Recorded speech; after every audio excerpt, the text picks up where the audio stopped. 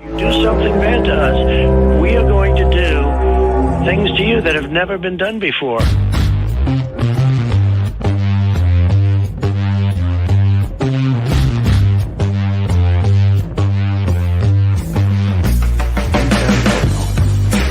What the is that, dude?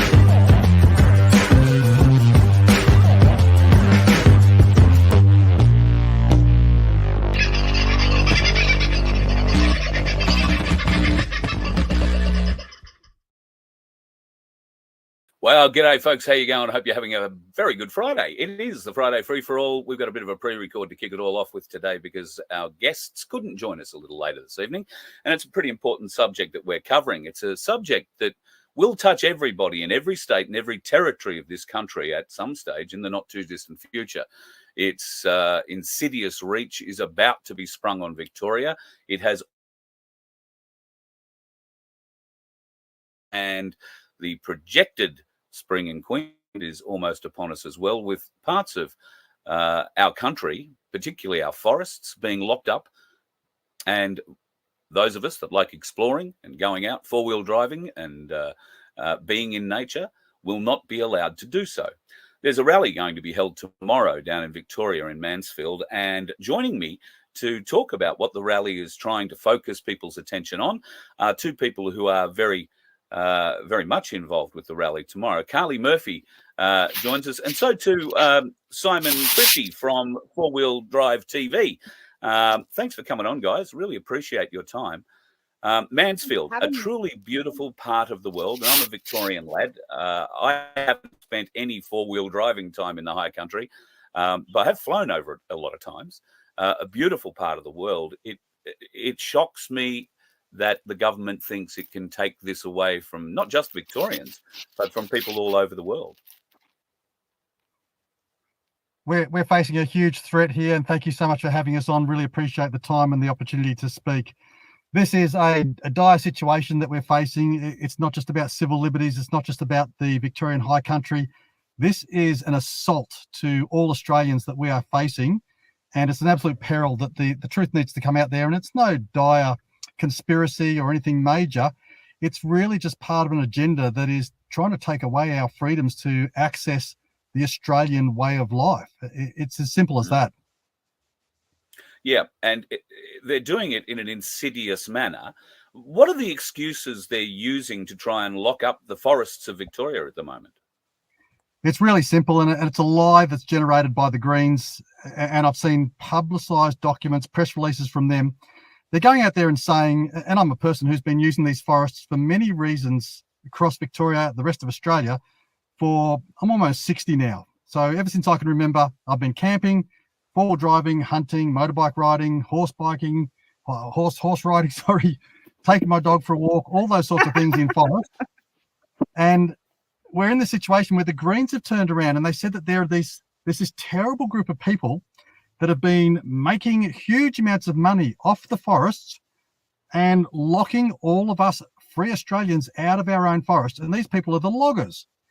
Now, whilst that's the key message, and I can understand that a lot of voters would be hugely offended by these greedy, financially orientated loggers taking up our forests and locking them up, the fact is that whilst the Greens say that the forests and the loggers are stopping us from accessing the forests, I've been going to these forests in the areas where the logging's being done.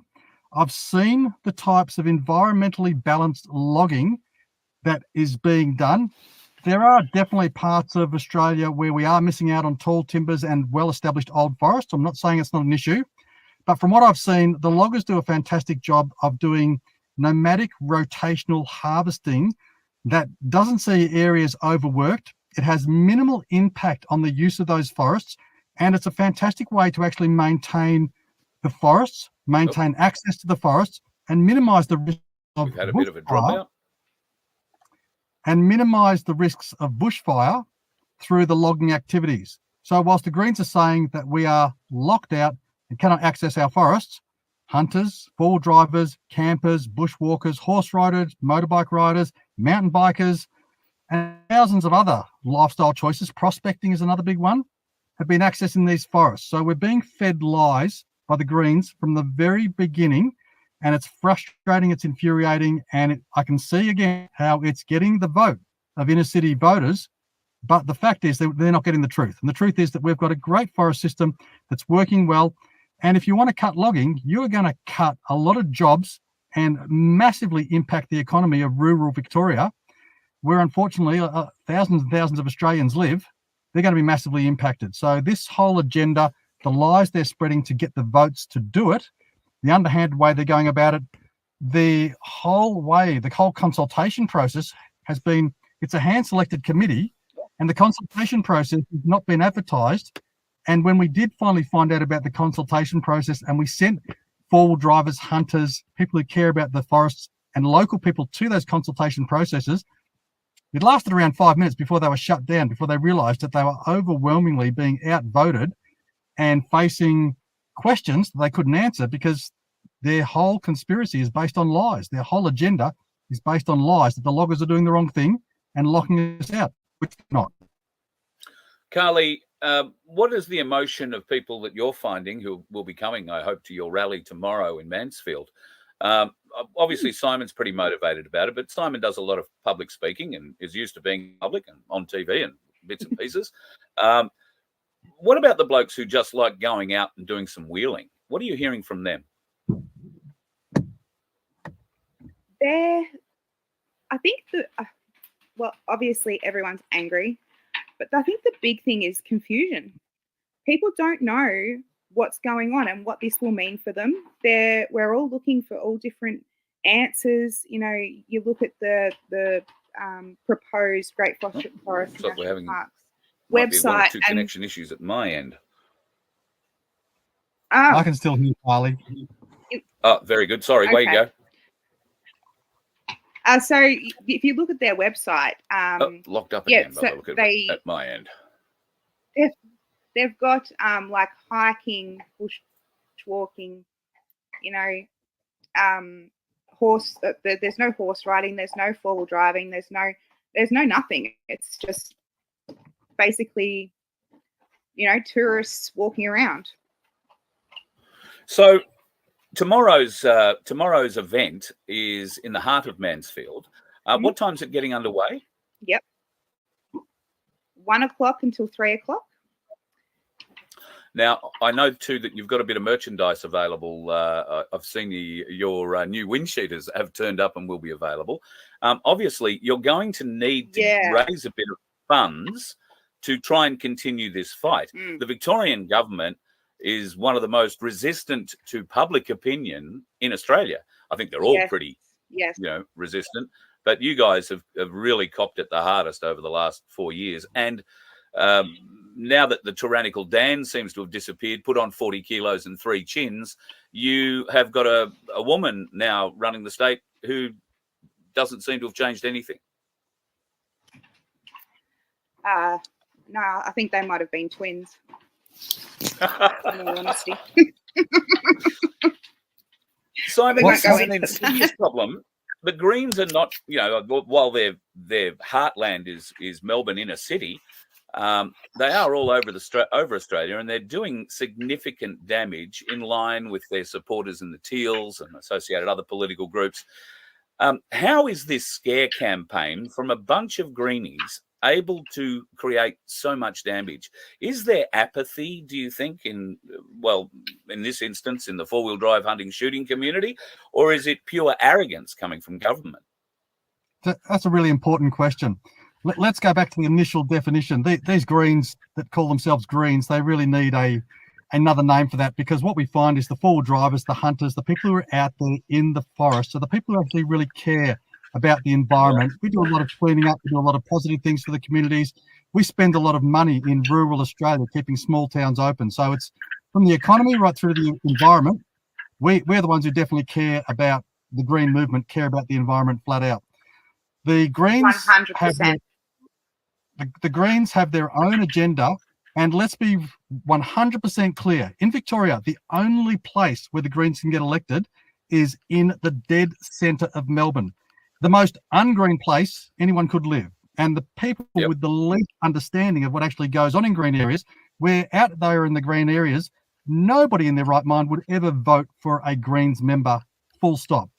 So nobody in Greens areas wants the green agenda, wants these green opinions, wants to be forced into the things that we are now seeing happening. But unfortunately, the Greens are in the areas where most voters reside.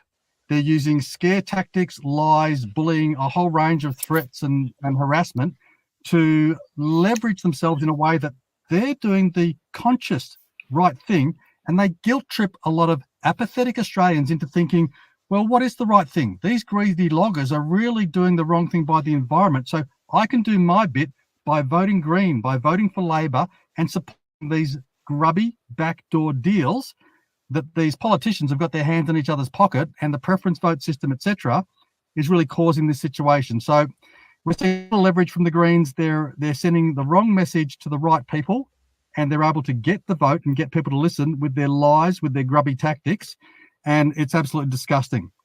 On the far side of that, find it staggering, because most of these Greens would be driving electric cars that would be able to drive into the bush, but would be flat and wouldn't be able to drive out of them. That's what they want. That's what they want. Their agenda to save the environment is to have us all in 15-minute cities driving electric vehicles. So that's their whole agenda. Their misunderstanding of, let's not get into the whole CO2 debacle. The whole issue about the environment is people don't understand the facts and the truth. And they want to protect the environment. Fantastic. That's wonderful. But let's have a scientific, balanced, real economical approach to it.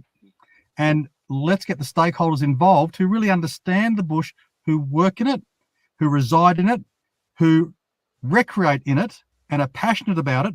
Let's get them involved. But that's what the Greens don't want, because they know that they can't argue against the facts, the truth.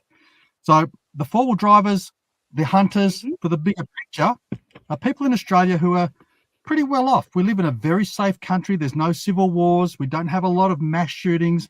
We live in a fairly nice, safe society, and people are pretty happy to just get along with their own daily lives and not be fussed with the political situation. The fact is that we now need people to get off their slack, apathetic asses and actually do something, because we are now facing an onslaught, the biggest war, the biggest civil destruction that we're going to see of our society here in Australia is this woke agenda.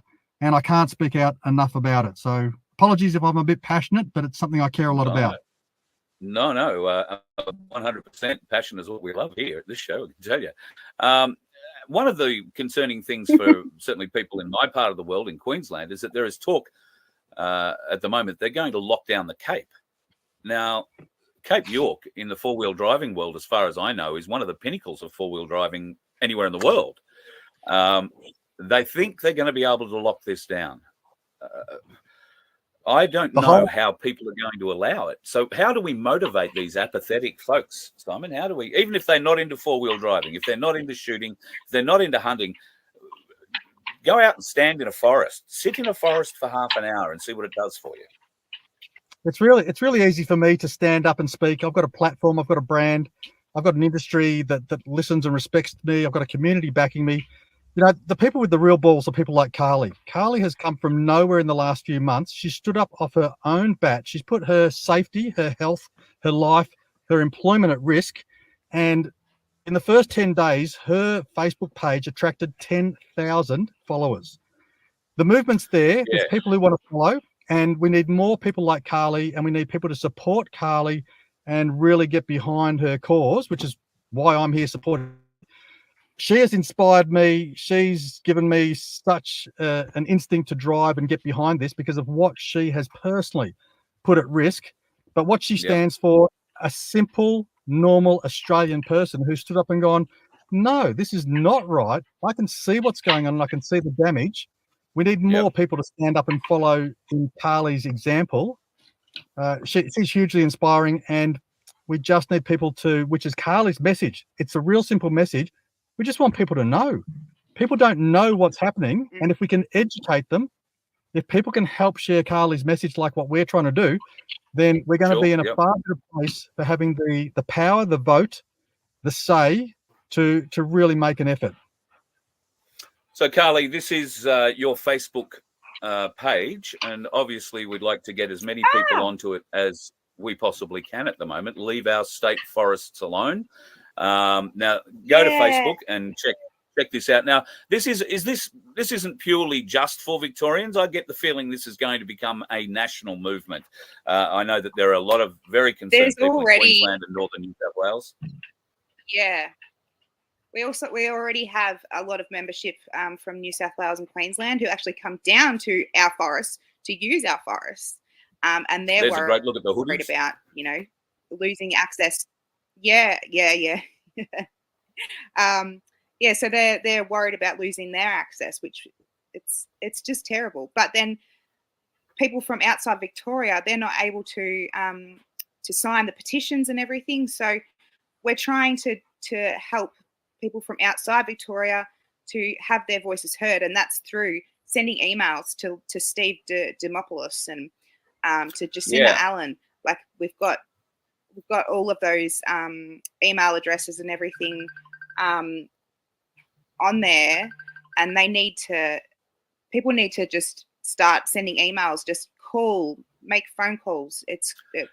Just explain to us who this Steve Dimopoulos is. He's the Minister for Health, Minister of the Environment for Victoria and Outdoor Leisure or something like that. But he lives in Oakley. Should we also be targeting, Simon, maybe the Victorian tourism bodies? Because there are many people out of state who travel to the Victorian High Country every year just to go four-wheeling through it. To go in and around those beautiful areas, Bright, Mount Buller, Mount Buffalo, Mount Hotham, and all the parts getting to and from them. Truly beautiful, beautiful areas. So how do we help? Carly's done a fantastic job of unifying a lot of local businesses and reaching out to a lot of organisations, many of which have actually been listed by the other side as supporting businesses for their cause without them even knowing that they're listed on the other side in support of this national park. So we're seeing the message of which Carly's really pushing is to get this message out. Once people know about it, their eyebrows pop up and they go, really? Is that what they're doing? Is that what they're attempting to do? I'm totally against that. So that message is really important, really strong. Getting it out to tourism, getting it out to your local businesses, getting it out to all the people who are going to be affected, the stakeholders, is critical. But the point you raised earlier is this is not the tip of the iceberg. The iceberg has already sunk the Titanic and it's well on its way to the bottom. We're now trying to save the survivors that are floating on top of the Titanic and trying to deal with the rest of the ice. So whether it's the firearms owners who are under ridiculous tactics from Parliament in Western Australia, we've already lost half of Moreton Island. We're about to see limitations on vehicle access to Kagari, Fraser Island. The issue, the debacle up on Cape York, return Cape York to native title. The government's going to fund a $5 billion city to employ Indigenous folk. Now, don't get me wrong. I'm all for Indigenous folk, Indigenous culture, the whole lot. Our society in Australia, we do not understand or know enough about our own Indigenous culture here in Australia, which should be ingrained in our schools, in our education system. There's so much for us to learn, respect, and understand. But the excessive funding that's driven by this green woke left agenda, it drives me absolutely nuts. So we're not at all being racist. We're not being anti-Indigenous. We have so much to learn in forest management from the Indigenous people who are sitting on so much critical information. We need to be working with them. But the way the government funds this to make themselves look good on a national and international scale, the way they're harvesting votes off this agenda is all part of the same project. So all Carly is doing is, yes, we're utilising this Victorian High Country as a flashpoint that we need to activate people and get this message out. But this message is the same for any Australian in any state. You're all under attack. You're all, your kids are not going to have places. You won't have places to take your kids fishing. You won't have places to take your kids for a shot of the rifle, to do some rabbit hunting. What we're going to see. Think about a dog. Taking your dog for a walk. It's going to be an absolutely horrific situation. And I can tell you, the proof is in the pudding. The High Country and other areas of Victoria, the other areas of Australia, are going to burn because of mismanagement. Not literally, actually going to burn because of the undergrowth, the mismanagement of weeds, the mismanagement of the entire area. It's going to be an absolute tinderbox that's going to cost Australian lives It's going to cost homes, livestock. It's going to cost native animals. It's going to cost us everything because these Greens don't understand green ecology. They don't understand the environment. They don't understand Australia. So Carly's message is just the flashpoint for all hunters, all four-wheel drivers, all bushwalkers, all fossickers, anybody who enjoys the outdoors here in Australia. You've got to unite. This isn't just about the Victorian High Country. This is about the whole of Australia. This is about Australian freedoms and protecting our Australian way of life. Which is being torn down at every turn. The dream of owning a home now probably out of the reach of anybody who hasn't already got a sizable deposit. You're not going to be allowed to get one. They don't want you to think you own a home. They're going to, and Sydney is a classic example. In the last week, we've had the release of 8 new mini cities in Sydney, all with transport hubs, supposedly, which will be able to be locked down and, 15 minutes everywhere. Green areas, there'll be a park for you to walk around.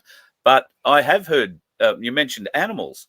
I've heard stories that cats and dogs domestically will not be allowed coming times because of their excrement. Too difficult to deal with. What about ours? ours? Oh, they'll have a pipe for that, and they can train you to sit in the one place. So, it is totally maniacal what they are planning, and they're doing it in the 1,000 paper cuts of death style way, one little bit at the time. I don't know how we wake up these Greens. I found out the other day too that there isn't a green. There isn't a green in the CFA. I've got a friend who's reasonably high up in the CFA. And I said, you must have Greens advising you and all that sort of thing. Well, he didn't stop laughing for 15 minutes. And then he abused me for another 15 minutes of how stupid am I. And then went on to explain that the Greens don't get out of inner city Melbourne. No. The only time they see a tall tree is if they go into, the Botanical Gardens. 100%, and you've raised an amazing point.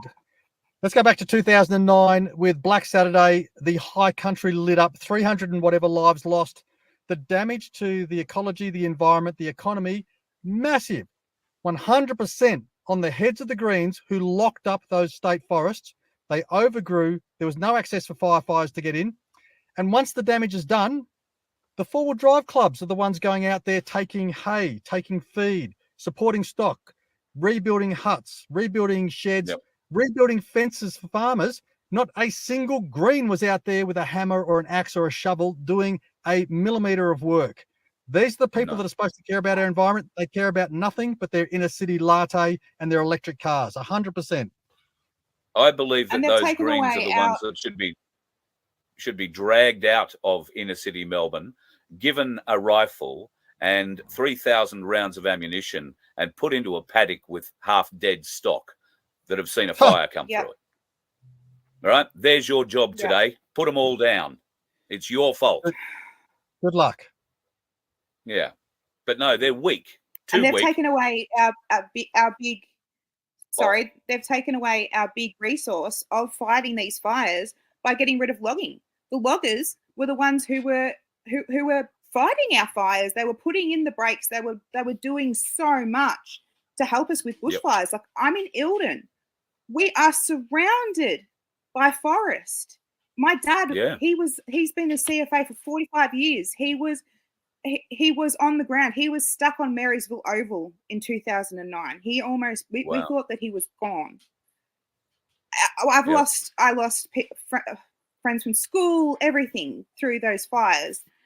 Yep, I lost a friend, Brian Naylor, the old Channel 9 newsreader. Wow. Yep. Yep. Yeah, Brian and his wife died up there too. It's barbaric what they've done. Yep, and they should be brought before the court. They can justify the decision. They won't. But that'll happen. But they won't. Oh, that will happen one day. Trust me. I don't know if you or I will be alive to see it. I'm going to make it happen. Yeah, but I want to make it happen too.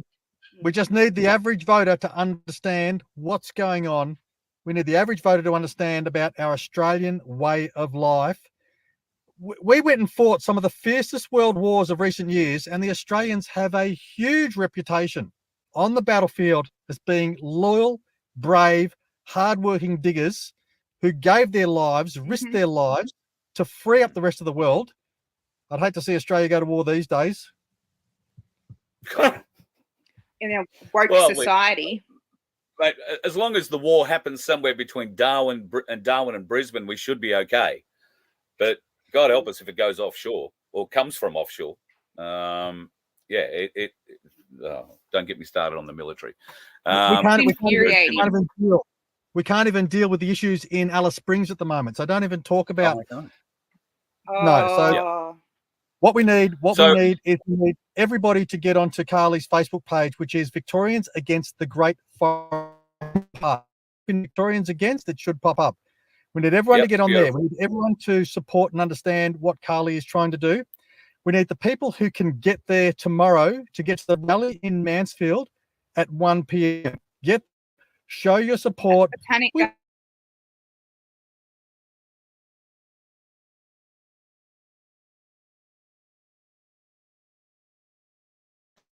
From the local area, people traveled from Melbourne and other areas that are concerned about what's going on. They're intelligent, well-meaning, caring people, and that's what this movement is all about. It's not about the bogans or the buttheads. There's no skullbuggery. There's no illegal activity. This is responsible Australians standing up to be counted for responsible activities. So you've got a pretty good area to draw from. Mansfield's a couple of hours from the New South Wales border, depending on which way you're coming down. A couple of hours out of Melbourne, couple of hours from sort of western-ish Victoria, central Western Victoria, or the eastern side of Western Victoria. I know it's not really Western Victoria, but it's a good draw area. There's a lot of people that live around there. You'll get, I hope, a great crew coming up from Melbourne. My advice would be, folks, when you pull over and buy fuel, when you pull over and buy food or drink, make sure you let the people behind the counter know that the government is trying to stop you coming and spending your money in their store. All right. On anywhere on that drive you go, I'm going to, Victoria to support to support being able to wheel in the forests. If you don't support us, we're not going to be here to buy your fuel. We're not going to be here to buy your food. We're not going to be able to tell people what great service you offer. You're going to go broke. 100%. We need to get the businesses behind us. 100%. Yeah, cool. Guys, anything more I can do to help, just reach out. Always happy to be here. And I really hope that you get a huge amount of people tomorrow. I hope it's a nice day in Victoria, a nice drive, head out. It's only 2-3 hours from wherever you might be. And it'll, well, it's only just stopped raining here. So, hopefully it'll get your way too. But look, Victorians are a hardy mob. You get the warmest clothes in Australia, apart from the Tasmanians, and a little bit of rain never killed a Victorian, I don't think. So I hope that you have a huge turnout tomorrow, 1:00 in the Botanical Gardens in Mansfield. Carly, thank you. Simon, thank you. And like I say, guys, if I can help in any way, please just reach out. Thank you. Really appreciate the opportunity. Thank you so much. Agenda 21 is kind of a code name for a master plan originated at the United Nations to change the political and economic system of the world to one of total collectivism. And in order to do that, people must not be allowed to have independence. They must be dependent on the state for everything. Otherwise, they won't be easily controlled by the state. That means they can't have private property, mostly. They cannot have land of their own. They have to live in preferably high-rise apartments that are provided to them by the state as a benefit, so to speak. Oh, good, we got a free apartment. But these people at the top want all humans to be dependent on the largesse of the state. That means that they don't want anybody living out in the boonies. Anybody that's got a couple of acres of land and his own water supply and can grow his own food and that kind of thing, or have some sheep or some chickens, these people are a threat to the collectivist society because they aren't going to go to the politicians and say, please feed me, please clothe me, please give me shelter. They tend to be independent. That's the secret behind Agenda 21. They want people out of the country. They want corporations out there growing all the food and that kind of thing, but they don't want anybody living out there because that way they cannot be controlled. In order to control mankind, we have to get them all into the big cities. We have to rack them up and stack them up, get them dependent on the state for their food, their shelter, their electrical power, their water, everything. That's the dirty secret behind Agenda 21.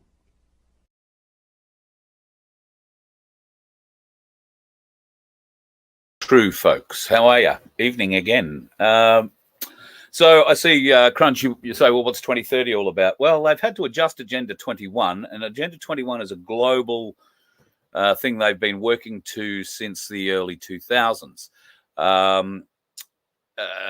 Things have had to be pushed back a little bit because there have been some delays, particularly in the last 12 years.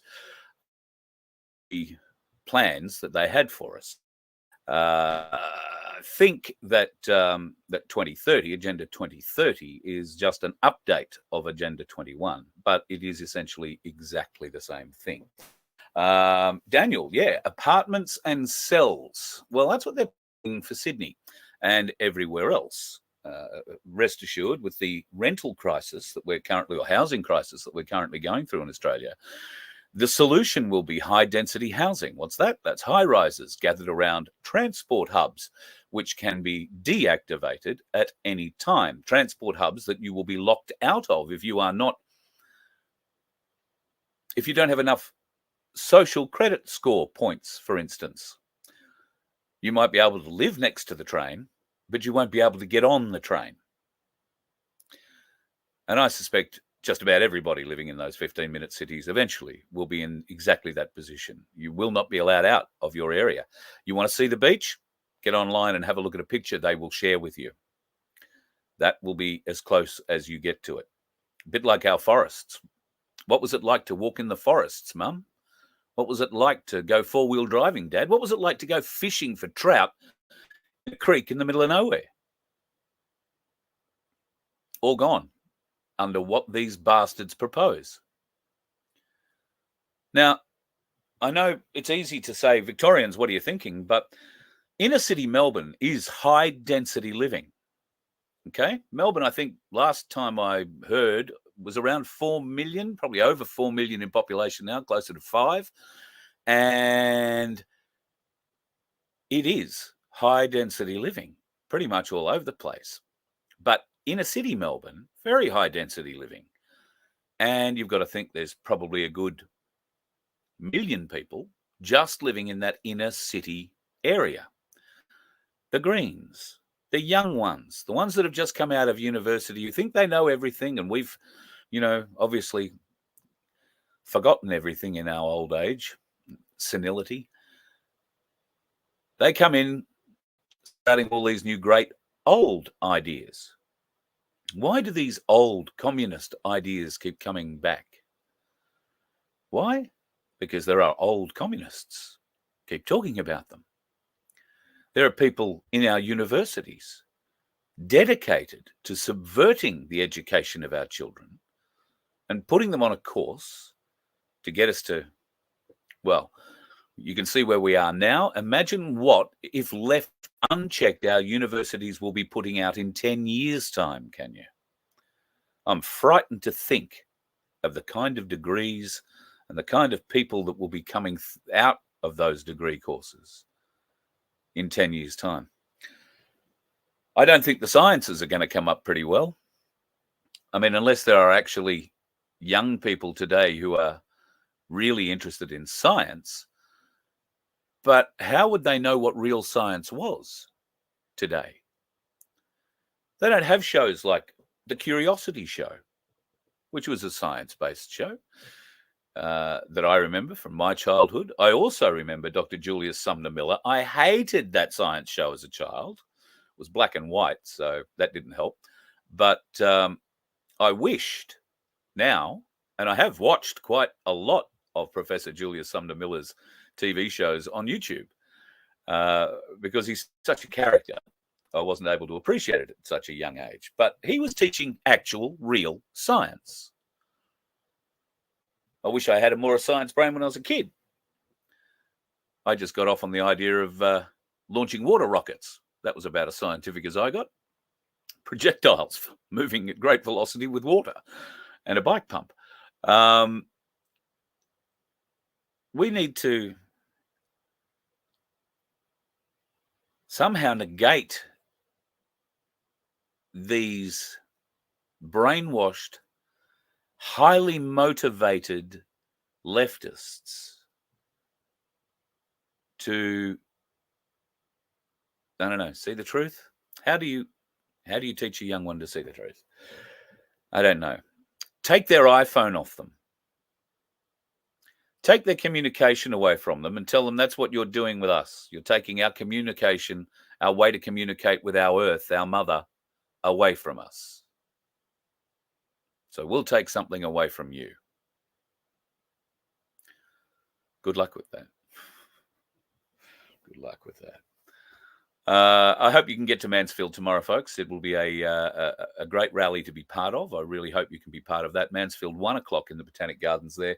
And Simon will be there. If you haven't seen Simon before, if you're unaware, Simon has a show called Four-Wheel Drive TV. He does a lot of high country four-wheel driving and a lot of tours all over Australia, amongst other things. He's been involved in Shooters and Fishers and a whole heap of other bits and pieces. And funnily enough, he and I used to go to school together many, many, many years ago. He doesn't remember me and I barely remembered him, but the name rang a bell. So, yeah, it all comes back together. But, yeah, we went to school together, boarding school at that. Very strange. I want to show you a couple of other things that have popped up in my feeds in the last couple of days. This is an interesting one, also out of Melbourne. So that's an interesting cloud formation, don't you think?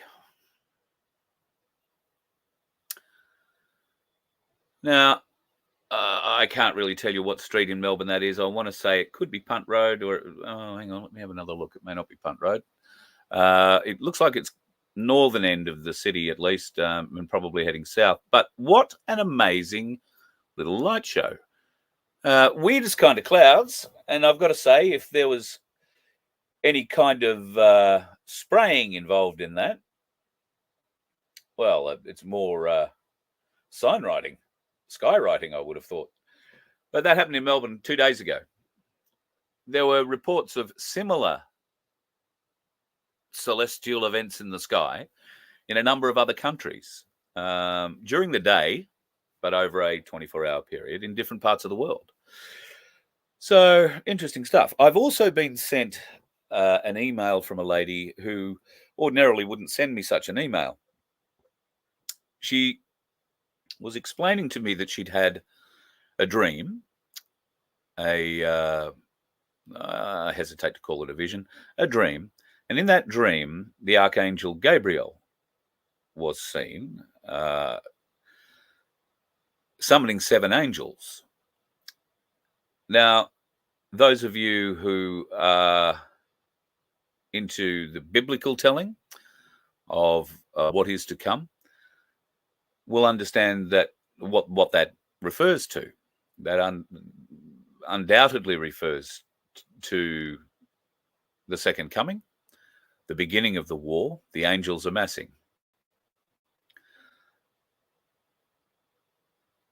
There is a school of thought that says once the angels are called to amass, you have 7 days. And when I received this email, it was 4 days in, so now it'd be 5, according to her timeline. This puts us around Sunday, which is interesting. Monday is a very interesting period. It has been named for a variety, or from a variety of sources, including Donald Trump, without alluding to anything specific on it. It's just a day that's been thrown up, like so many others, and I wouldn't go pinning any hopes to it if I were you. I would just say, if you have been reading your Bible, if you are aware of the biblical tellings of what is coming, then you might be at this stage seeking out your friends and having a conversation with them about repenting and accepting God. I genuinely, like this lady and a couple of others who've contacted me, genuinely feel we are very close to something very, very big. Will that be a good big? Well, hopefully for a lot of us, yes. But the big thing we're talking about is going to be savage. People we know will die. People we know and love close to us will die. They will not move forward. They will not come back. They will not move on. And that can be very confronting, especially when the truth is made known. Now, if the 7 angels and the 7 trumpets do happen to sound at the same time, remember Q's 7 trumpets drop, I think we can expect something pretty significant is going to happen. Is no doubt in my mind that the American media, mainstream media, is releasing its grip on the truth, its strangulation, and is slowly pulling back the shade, or the curtain, if you like, on Joe Biden, where instead of the American voting public finding a distinguished old gentleman pulling all the strings behind the curtain, they're finding a old man suffering a terrible, debilitating disease that is taking his mind from him. It's now really at a sad point. And if the whole country in America is saying at the moment that Joe Biden can't lead, and let's face it, everybody from George Clooney down is saying that, why is it so hard to remove him? If he is suffering from dementia, as appears likely, or senility, he'll forget about it tomorrow. Move on. You could put Joe in a tie and a suit and sit him in an office somewhere and tell him he's still president. It won't matter. He'll just go off and have a nap and get up. You know, you could put a camera in the corner. He'd talk to it. Talk to the floorboard. So what's the issue removing him? Well, the issue could be Dr., although I'm not really, Jill Biden. She does enjoy the notoriety. She does enjoy the 6-star service.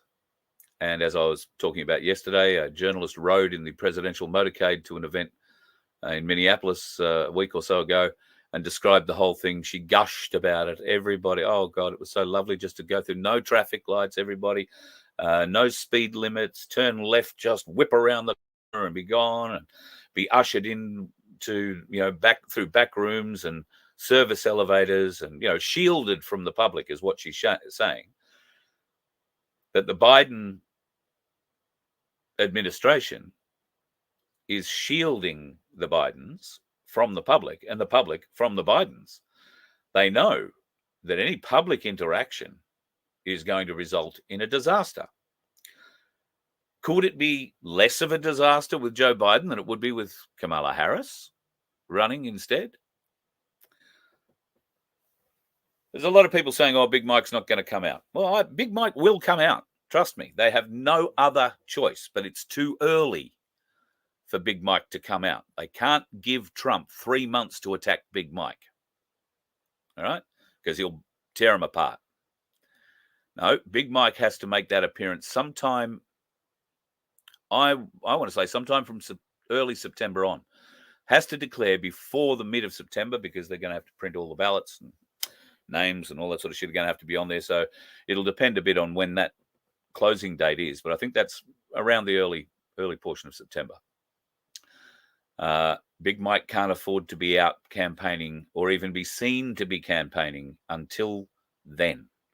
Because when Big Mike comes out, the Democrats will get behind it, Obama will come out, and we will have that whole big swell of support, you know, with the pussy hat wearers and the bloody criers and the screamers and the liars and the cheats and the thieves, they'll all be out. And they will build this wave that will just be a tsunami of bullshit that washes away any possible journalistic opposition or questioning. Not that there will be, because the journalists will, who have been so far left, are just starting to come back to the centre, and maybe just a little bit to the right.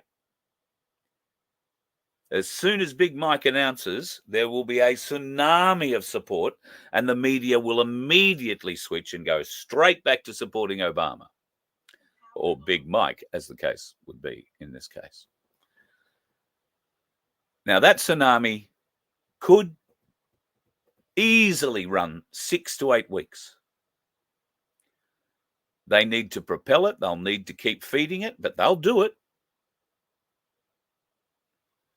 They'll do it any way they can. Any way they can. Don't forget, of course, that they've also shipped in somewhere close to 10 million illegals in the last 4 years. And those illegals have been shipped off to the red states, the states that support Trump. Of course, those folks who have come in as illegals will also be allowed to vote, because surprise, surprise, as we saw the other day, the US Senate has decided that it is now no longer going to support a bill that means people need to ID themselves when they go in to vote. So no voter ID for America. Why? Because the Democrats would never, ever, ever, ever win one seat. Well, never, ever, ever is probably a long time.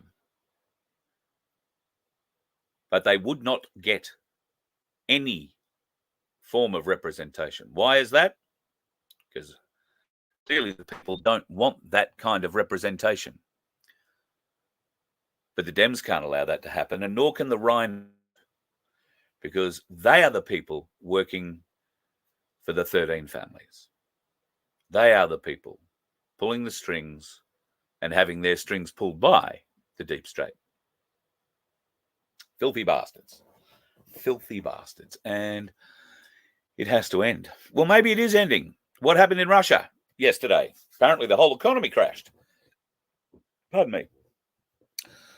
Well, if the whole economy's crashed in Russia, and I'm not disputing the fact that it has seemed to have taken a hell of a dive, I wouldn't be getting too concerned about it.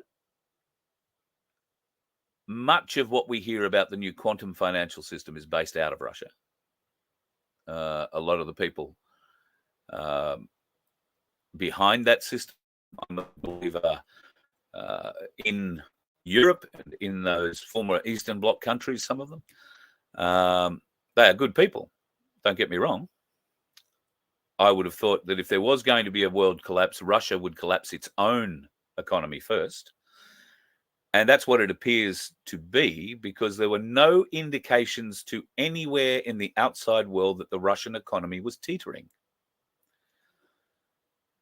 So do you think for one moment that Vladimir Putin couldn't pick up the phone and say, crash the market today? Do whatever you've got to do to crash the market. Now, another country stock market has crashed as well. America just seems to be being propped up by the war in Ukraine. The money that is being donated to Zelensky, well, they don't get them. It goes to America, supplies the weapons. That cash, well, that cash stays in America. They will supply food, they will supply weapons, and they have supplied weapons now to Zelensky that they are firing across the border into Russia.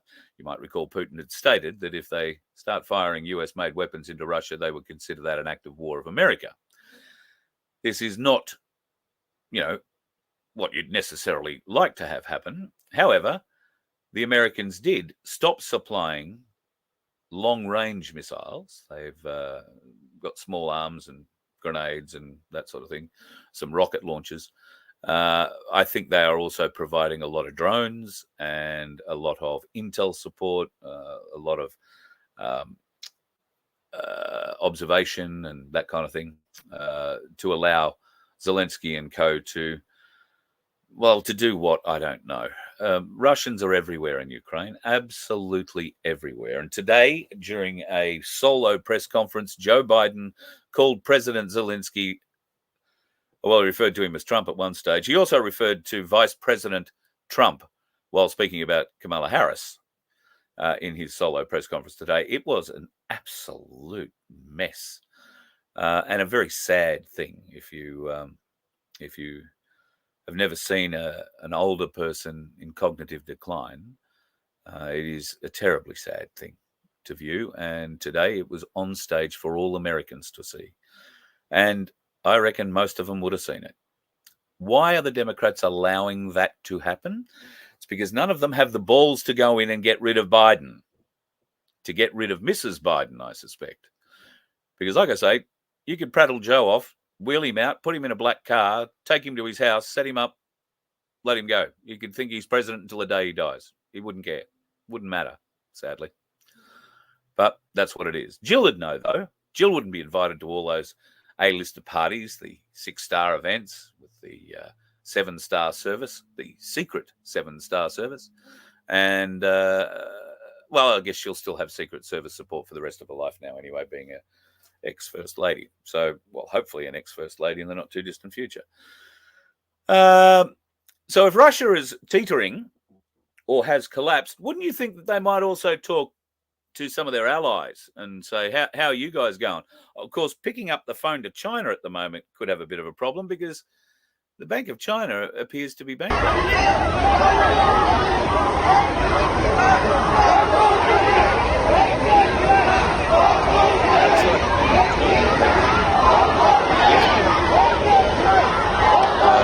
People lining up trying to get their money out of that bank.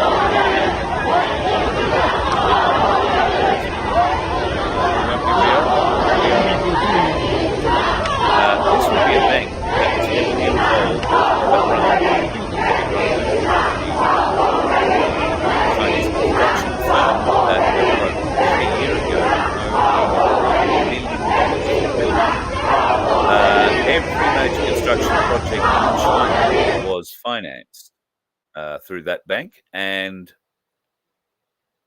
the company tasked with doing most of the building was Evergrande. Also, interestingly, a shipping company owned by them, also a name used for Hillary Clinton, and you might remember the Evergrande boating mishap in the Suez Canal that netted 3,000 children, 5 supposedly nuclear weapons, or 5 other critical weapon systems that were going to be put into use in America, that were being shipped into America to create an explosion of quite some magnitude. When are you going to hear about all that in the mainstream media? I don't know. But the truth is out there, folks. You've just got to go for it. Got to go looking for it. And I don't know what truth we're going to get out of those bloody... Do ever forget what they did to us, folks? And in my industry, they need to be held accountable. Some of them, I'm sure, felt that they were doing the right thing. And what I'm about to play you, I think, was done by a guy who really felt he was doing the right thing, although he is certainly one of the elites. And if he got wind that he wasn't an elite, he'd be spilling the beans on everybody that he knew, because he doesn't like being left out. But never forget that we had big radio and TV stars in this country pushing the shit on you. And when I say the shit, I'm talking about the squirty juice. I hadn't seen this when he released this. Well, I suppose it's over 12 or 18 months ago now. I'm going to play a little bit of it for you now. I'll probably get into the shit for playing it, but we'll see what happens.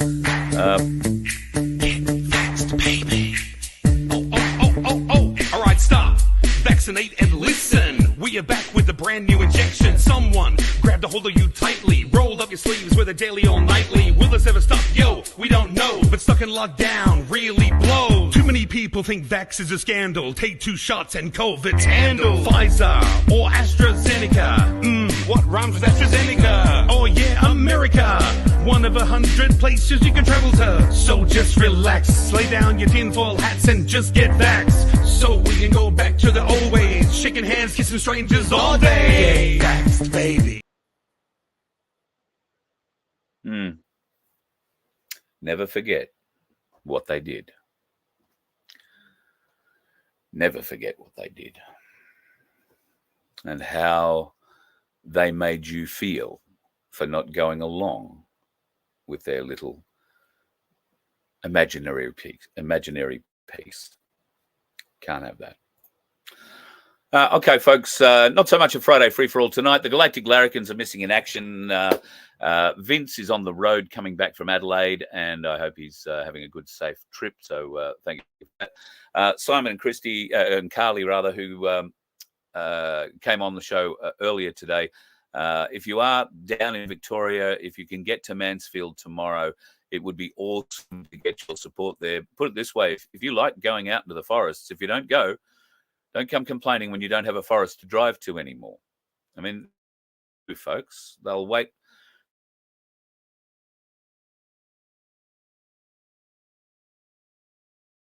Well, one day you just might want to. And what about if you're not allowed? Oh, that'll be okay.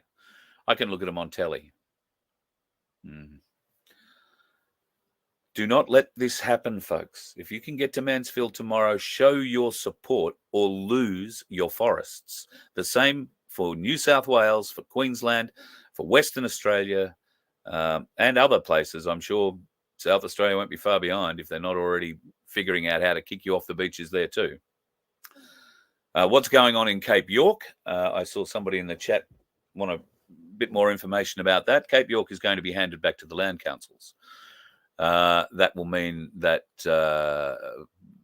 essentially you'll be cut off from it. It'll become Land Corporation, Aboriginal Land Corporation land. And of course, we know how the corporations work, don't we? So unless you plan to stump up many, many, many hundreds of millions of dollars, you're stuffed. No way will you be heading up Cape York in your 4-wheel drive. You won't even be heading it up in a Mini. On the normal road, on the flat road, you won't be allowed. So if that kind of thing upsets you, even if you're not into 4-wheel driving, just the simple fact that they would restrict the people who are, is that something you can support? Would you like the 4-wheel drivers to come and support you when they start restricting you from going to yoga class because it's 25 minutes away from where you live? It's going to happen.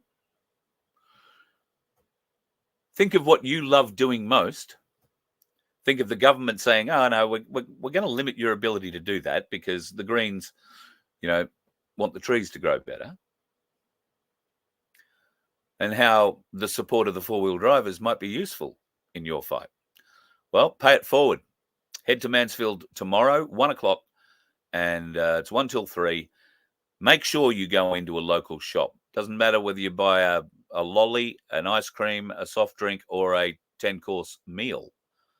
Make sure you tell them you're in town to support their business and this rally.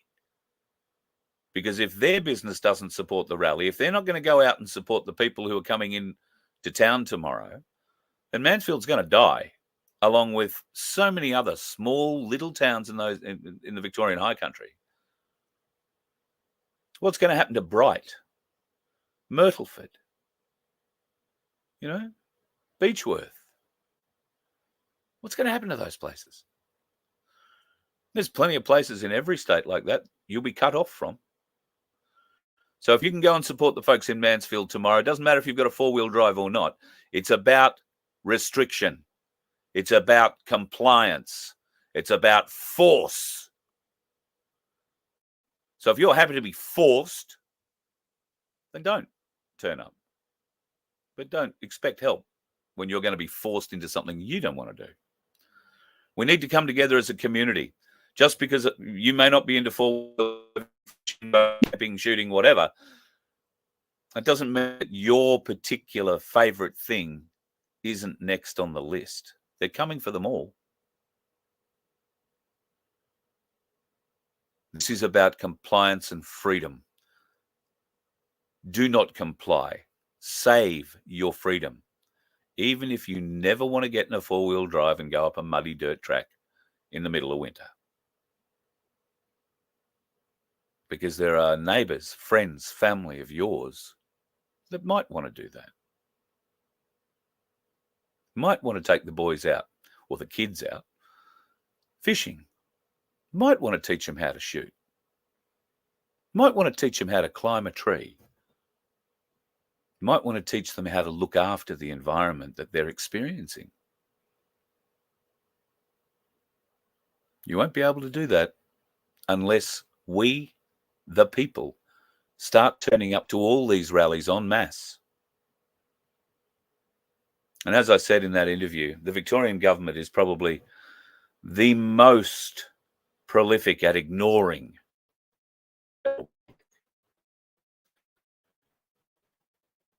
all governments ignore the public, but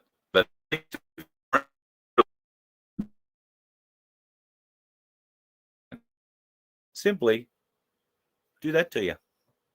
Yeah, what's that you say? Okay, no worries. That's how it works. What's that you say? No, fuck you. We have an agenda. You're just workers. You just supply the money. That's all. The sooner you wake up to it, the sooner your neighbours wake up to it, the people who are asleep wake up to it, the sooner it ends.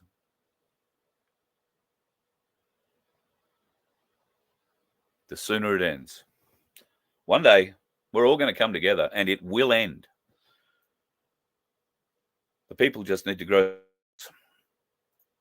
Probably not the ones that are watching this show. I think you've all acquitted yourself in that area fairly solidly. But some of the morons, some of the trolls, some of the fence sitters, some of those who are worried what others will think of them. Stop it. Stop it. Think about humanity. Don't think about self. Think about all of us. Think about what's good for you, good for your neighbour, what's good for your kids, your family, your future. Is it good for your future to be locked out of our lands?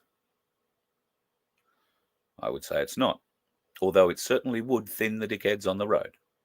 Good weekend. You let one ant stand up to us, then they all might stand up. Those puny little ants out. You let one ant stand up to us, then they all might stand up.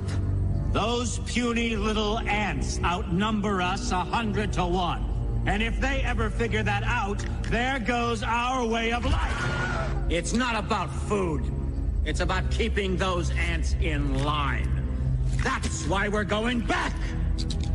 Does anybody else want to stay? Let's rock!